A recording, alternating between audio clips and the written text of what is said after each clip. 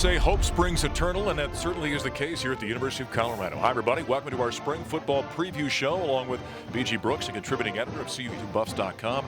I'm Mark Johnson of 850 KOA Radio, your play-by-play voice of the Buffs. The Buffaloes getting set for Saturday's spring game as they wrap up their second spring under head coach Mike McIntyre, now in his second season as he begins it here at the University of Colorado.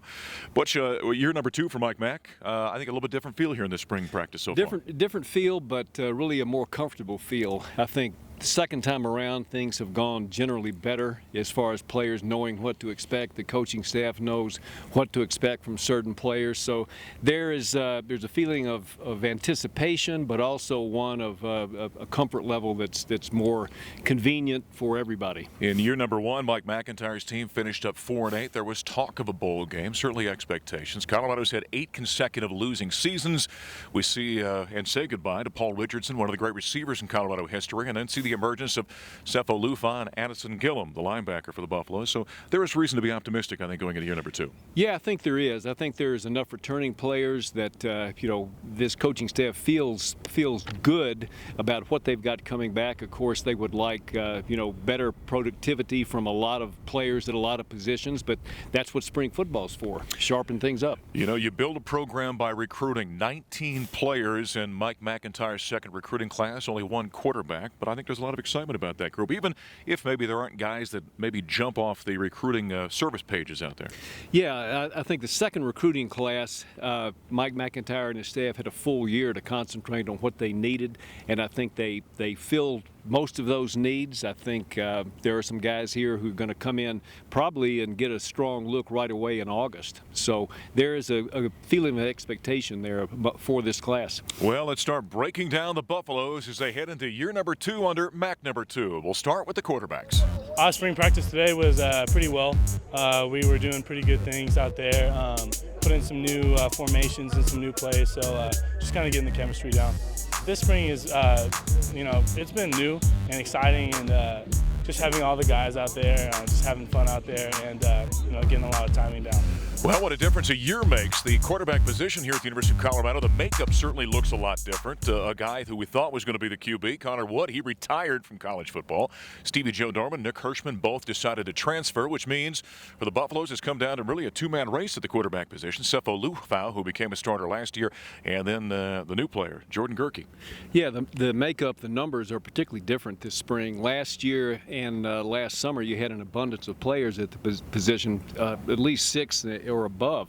And this year you've got 2 guys. They've even had to take in a former equipment manager for an extra arm in spring ball just to get some work out of him and give Gerke and Sefo Lufa a rest.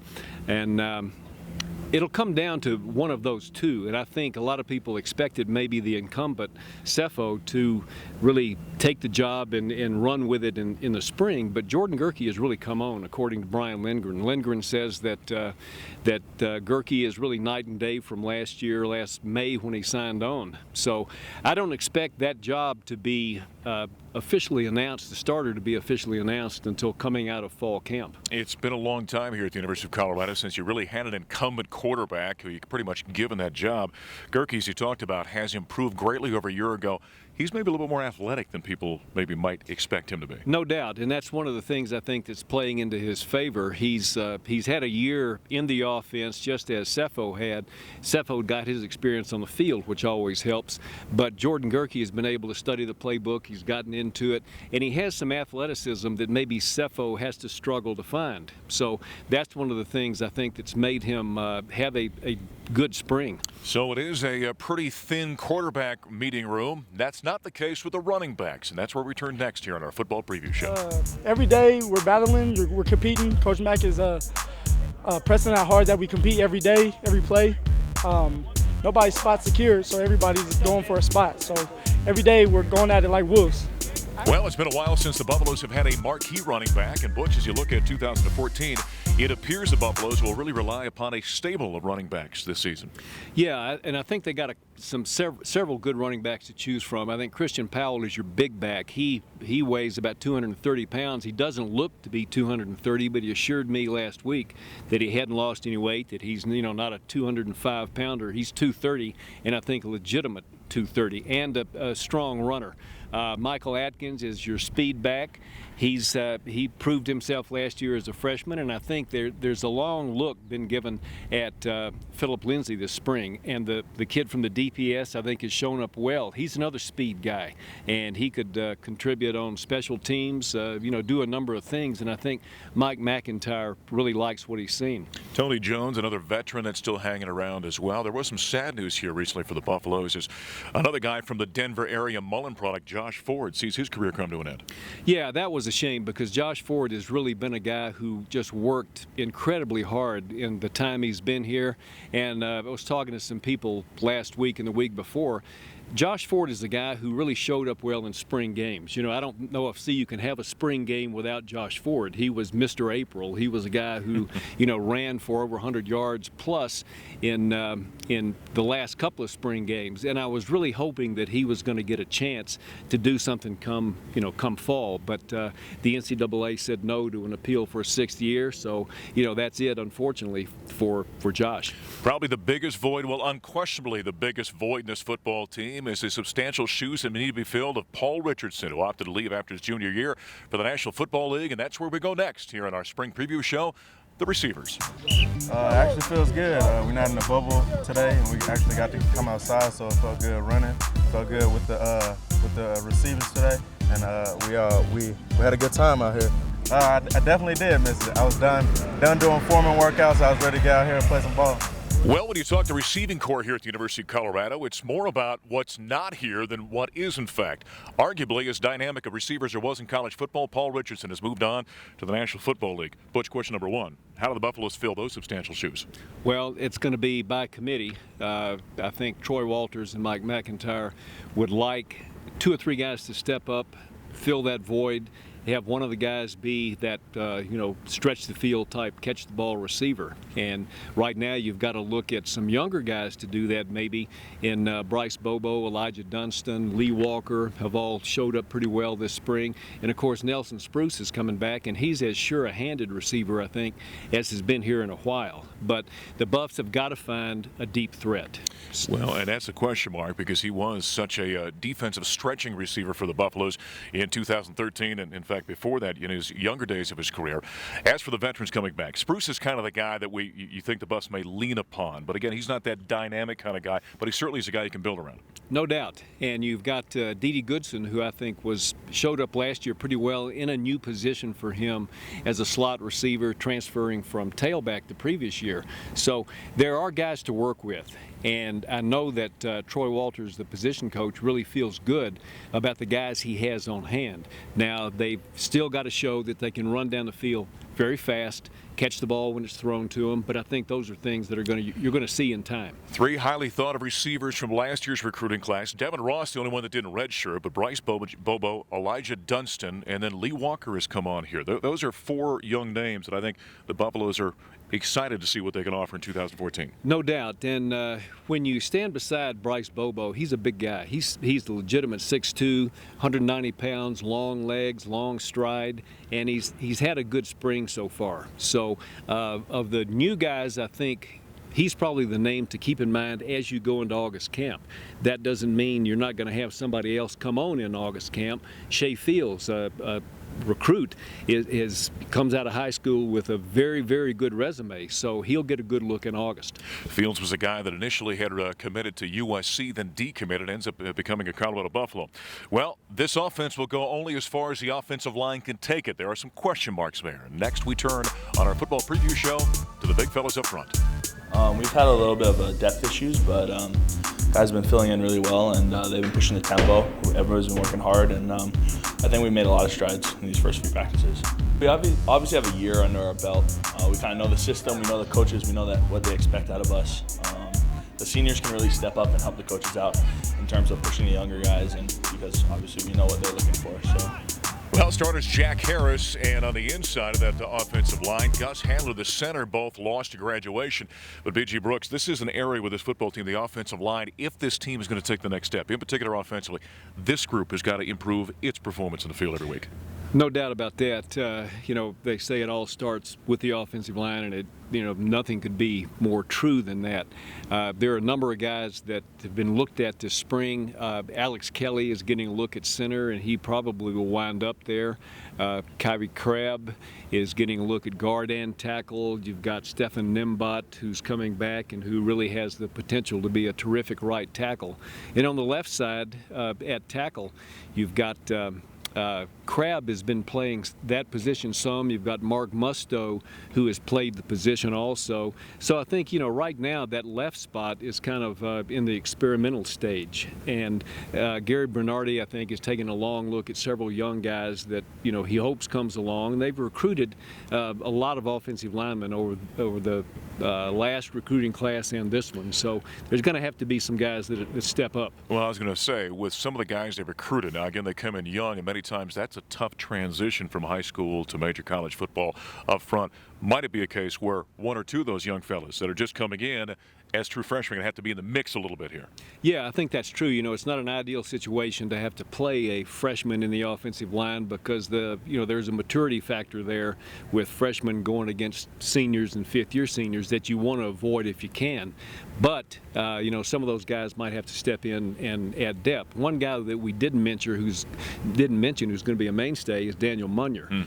Munyer's got experience, and I think he factors into the first five. You've got a guy, Jeremy Irwin, who has been injured for it seems like most of his career here, but they've got high hopes for him when he can finally get back on the field and practice. Well, we transition from the big fellas on the offensive side. Now we turn our attentions to the defensive line. We feel good. I mean, we're happy to come back out here and get back into football. We're really learning the defense, and we're trying to develop the young guys. We love it. We're waiting ever since the season ended. The season didn't end the way we wanted to, but now that we're back out here, we're fired up. With pads on, and get to hit somebody. We love it. Well, just as we talked about with the offensive line needing to improve for that offense to take the next step in 2014, Butch, I think the same could be said for that defensive front for the Buffaloes this upcoming season.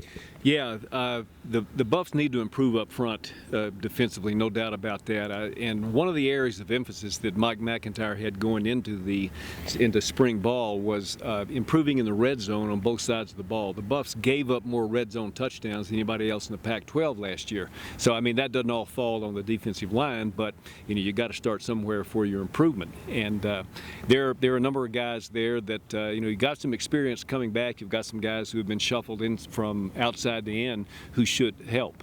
Well, the Buffaloes certainly have a big hole to fill here. Chidera Uzo-Deribe was the leading sack player for the Buffaloes a year ago. Explosive guy. Who maybe fills that void in 2014? Well, guys who have showed up well this spring, I think, at that position. Tyler Hennington has done very well. Derek McCartney has been what they thought he would be, putting on weight and playing the end position. And you've got a guy coming in, Leo Jackson, who could be a factor there when he arrives in August. So you got some candidates, and now they have to play. You've got to be stout on the interior. The Buffaloes have some bodies there. Who steps up in 2014? Judah Parker, I think, has had a good spring. Josh Tupou, big guy who played as a freshman, he's back. Justin Solis is back. So both of those guys have experience. They're big. They're right around 300 pounds. So, that's where you start. Well, there's been some youth there for the Buffaloes. So the good thing about, freshmen, they become sophomores. Sophomores become junior. So there's a maturation process going on. Now let's step to the second level of the defense, the linebackers. Spring practice has been going well. It's our second year with the coaching staff, so we're kind of acclimated to how they want us to run practice and, how they want us to conduct ourselves. So everything's going really smoothly this year, way more smooth than last year. We feel good. We're confident in ourselves. We're learning the playbook. Everybody seems to be gelling, and we have good chemistry right now. So I think everybody's excited about the spring game and excited for what we're doing and how we're progressing. Well, the University of Colorado has got a great history of having fantastic linebackers. And as we turn our attention to the linebacking core here at the University of Colorado going into 2014, it all starts and stops with Addison Gillum. What a freshman campaign he had for CU. Yeah, he was a freshman All-American. He was a guy that, kind of under the radar for all of the recruiters as a senior. And Mike McIntyre and his staff uncovered him, and he was a great find. He set freshman records for tackles. Just a really good player who will get better. He's one of those guys that has the unique combination in this day and age of spread offenses. He's a big guy that can come up and stop the run, and he's also got the coverage abilities as well. Yeah, he plays sideline to sideline.